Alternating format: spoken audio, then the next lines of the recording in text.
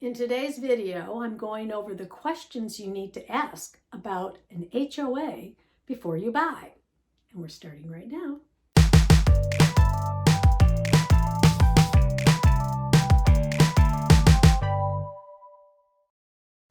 Homeowners Association, or more commonly known as an HOA, is a private-run board that governs a community, or, for many, the community is a building, could be a neighborhood, and it's volunteer residents that live in the community, and quite often you will find a property management company or a development company that is helping to manage and govern the HOA.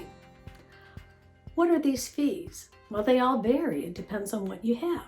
You have basic upkeep such as plowing, common area upkeep, lawn mowing, landscaping, and then you have building maintenance. You might have roofs, gutters, siding, decks, sidewalks, those type of items. And then you have amenities.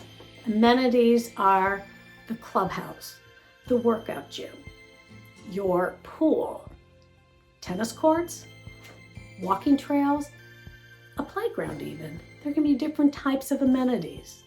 And then there's the insurance. The HOA pays for insurance over many of these items, and these all come together. So generally, rule of thumb is the higher the HOA fee, the more you should get for your money. So you need to check out all these. And also, my suggestion is you can figure out what you're being offered and compare them to other communities of the same to make sure this sounds about right for the fees that you're paying. There are 5 key documents that you're going to be concerned with before you buy. The first one is CCRs, covenants, conditions, and restrictions. In here, you're going to see the property restrictions that are for the community, such as what color you can paint your door. Perhaps it's house color. The restrictions for cars in the driveway. How about an RV in the driveway? That's a very popular one. Any type of restrictions. One concern, hey, can I put a fence in my backyard? When you're looking at living in a neighborhood, yes or no? Or all the restrictions, maybe the guidelines? Pets, that's a very common one. Can I have a pet? You need to know all these different things. Restrictions are very important.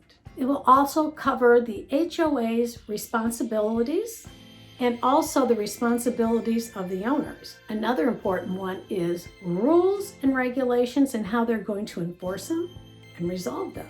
And then the lender's protections, and then how HOA fees are paid, how often they might have in there, how often they increase them or how they would increase them. And then you want to look for any type of assessments. Is there a regulation on how they do special assessments? What's a special assessment? We'll talk about that in a little bit. Bylaws is the second one. The bylaws are basically how an HOA is run. It is how many people are on the board, how they get elected, how long their term is, what their duties and responsibilities are, and then any details to do with the day-to-day running meetings. If you want to know when they're going to meet, maybe they have monthly meetings every third Tuesday of the month. These are all things that you want to know. So everything you want to know about how everything is run is right in the bylaws. And the third is rules and regulations. Rules and regulations are those items, for example, rules that can vary over time. For example, maybe they restrict a time limit at the community pool. They might change that later down the road. So it's easier to do a change to rules and regulations because that's only done through the HOA and through a vote by the people of the community. Because if you have to change a major document, that has to be filed with the state. It's a lot of work, so rules and regulations are really important for you to look at because these are the things that can vary. Number 4 is the board meetings and minutes. you want to take a look at these minutes. Why? It kind of gives you a look underneath the cover to see if there's any issues, because in the minutes, it will address any concerns there are. Maybe there's an issue being discussed that's of a legal manner, or even a special assessment coming up. You want to know what's going on. So this will help give you a look into what is a concern for any of the residents that live there. And before I go on to the next one, I want you to know that underneath, you can go to a link and you can download a checklist of all these things that I'm discussing. Some are a little bit more detailed, but this is a good checklist for you to use as you're looking at an HOA. The next one is number 5, the financials. Financials are very important. You're going to see if they have a healthy reserve fund. What's a healthy reserve fund? When you pay your HOA fees, a certain amount is set aside to pay for the different maintenance and the duties that they have, things that they need to cover. You want to make sure there's enough money, for example, if they're going to start replacing the siding on the building, maybe roof repairs. What happens if they don't have it? That's where we come to special assessments.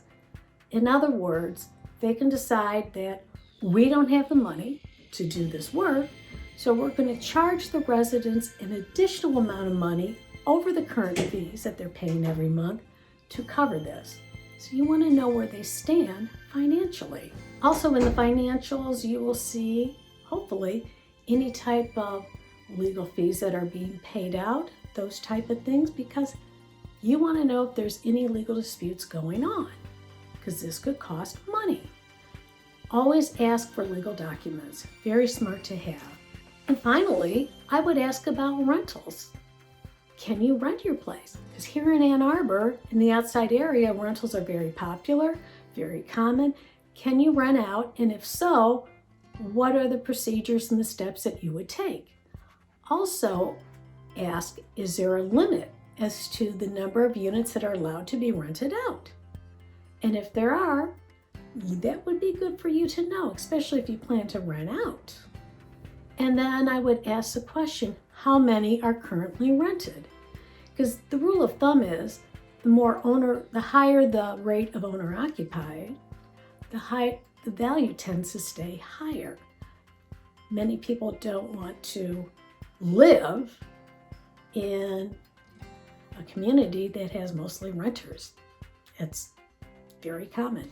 Remember to review these documents early on as you start your search and you pick out these communities. Compare the HOA fees to other similar properties. And also, you can go online quite often and get these documents, or just ask your realtor. They can get you the information that you need to review. And always remember that look at these, they can access them, the seller should have them, so you can take a look at them. And when you do close, you will get all the documents, or you get a packet where you join the board and you'll have all your information. But know these 5 major pieces before you buy. Good questions to ask. Anything you have, if you have any questions about this, feel free to reach out to me. And don't forget, there's a link down below. You will get a PDF of this checklist. We will see you on the next one.